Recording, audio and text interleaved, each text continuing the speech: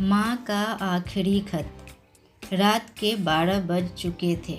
माँ कभी दरवाजे की तरफ देखती तो कभी एक नज़र घड़ी के तरफ। माँ की आंखों में और चेहरे पर चिंता साफ नज़र आ रही थी।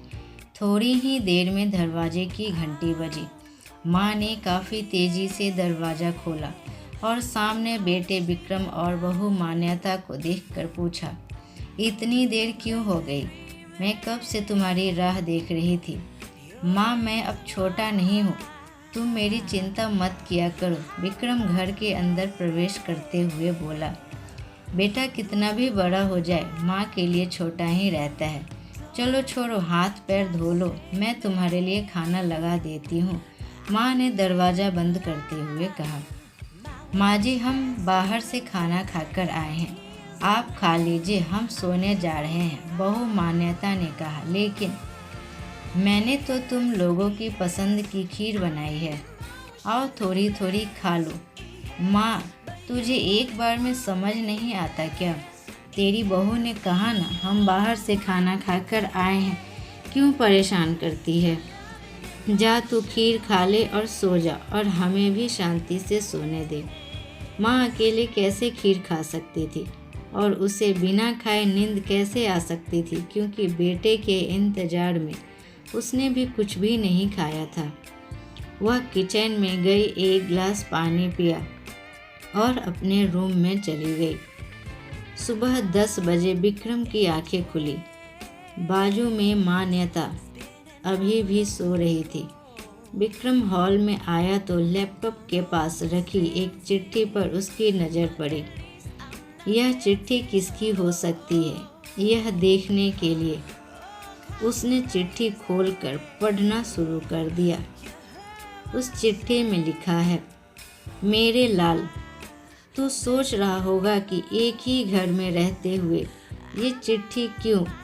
मैं तुम्हें बोलकर भी ये बात बता सकती थी। हाँ, बता सकती थी, अगर तू मेरी बातें सुनना चाहता तो। किसी एक्सप्रेस गाड़ी की तरह तू आता है और कुछ ही पलों में निकल भी जाता है। खैर वो सब जाने दो। कल तुम्हारा जन्मदिन था, इसीलिए मैंने खीर बनाई थी। सोचा कम से कम आज के दिन साथ में बैठकर खाना खाएंगे। मगर मैं यह बात भूल गई थी कि मेरा बेटा अब बड़ा हो चुका है, तो अपने दोस्तों के साथ पार्टी करके खाना खाकर आया। चलो, मुझे इस बात की खुशी ही हुई। मेरी दवाइयाँ ख़त्म हो गई। मैंने कुछ दिनों पहले तुझे दवाई की एक चिट्ठी दी थी।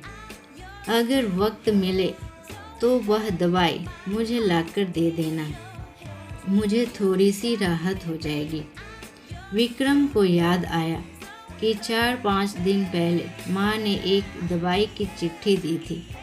उसने अपने ऑफिस के बैग में जाकर उस चिट्ठी को तलाशा और उसे खोलकर देखा।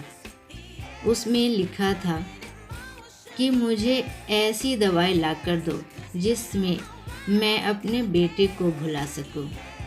विक्रम को रियलाइज हुआ कि मुझसे बहुत ही बड़ी गलती हो गई है। उसकी आंखें नम हो गई थी। वह तुरंत अपने माँ के कमरे की तरफ दौड़ा।